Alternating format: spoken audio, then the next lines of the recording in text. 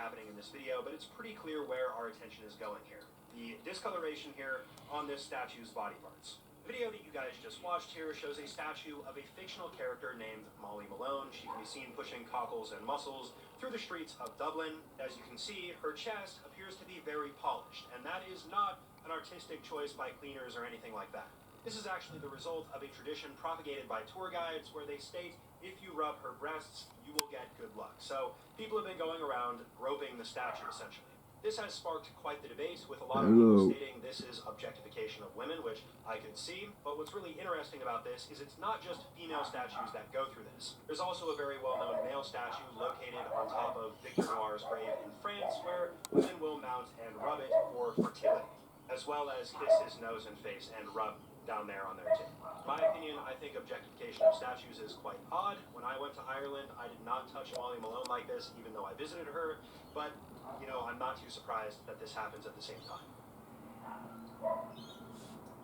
Rare historical photos, shoes from the 1800s made for crushing chestnuts. An 18th century building in Norland, Norway. Like and subscribe. It only takes a second. An 18th century diving suit. Heavy, strange, and ahead of its time. An 18th century fire alarm you had to strike with a hammer to alert the village. An 18th century reading machine that let scholars view 8 open books at once. A 1740 wheelchair made for the Holy Roman Empress Elizabeth Christine. A 25-cent bill from the 1800s. An early 1800s telephone. An 1840s medical inhaler used to deliver anesthesia. An 1850s women's self-defense glove. An 1880s identification card. And an 1880s penny farthing bike, the symbol of a daring new age. Magnets are every magnet has a magnetic field, and it's in the shape of a dart. When the fields interact, they kind of behave a little bit like a fluid. Those field lines can stretch and contract. When magnets are around conductive materials like copper or gold, they behave very strangely, almost like magic. Each pole of the magnet has a spin vortex at the end of it, looks like that. When electricity is involved, current follows the shape. Now, if you make that shape with a coil of conductive material, then it interacts with magnets in a very interesting way. Since electrical fields interact with magnets, they do a whole bunch of stuff. Putting an object into a copper coil allows you to see the interference of the magnetic field. That left video showing the chaotic signals emitted by the computer and how the torus orients that signal. Mechanically spinning magnets around conductive coiled wire is how an alternator works, generates electricity. The electrical signal through a coil can spin a magnet. Attach that to a wheel and you have a Tesla motor. Electric signal through a magnet can drive a speaker. Reverse that and get an electric motor. High voltage creates plasma and can be contained in a magnetic field. It probably looks familiar because you've seen it before. Spinning plasma is a galaxy.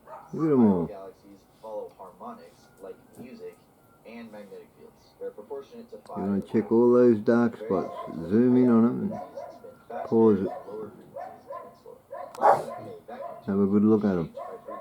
There are a bunch of really cool ways to do this, but this is not a new phenomenon. You see them? Just discovered this. The old CRT TVs, cathode ray tubes, use this exact same technique. It literally shoots a plasma beam across the screen and draws the picture in lines deflected by magnets. All of the interactions that we just covered there are pretty much the basis of the modern world. Page 40 covers the torus and its applications in reality.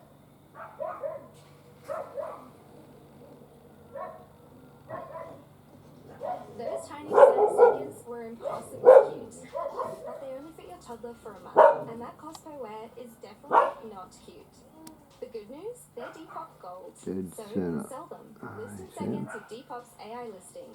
Now another mom can melt over them, and you've got the cash for the next size up. Start selling on Depop, where taste recognizes taste. So they join together like ants, they make a bridge. Up and over.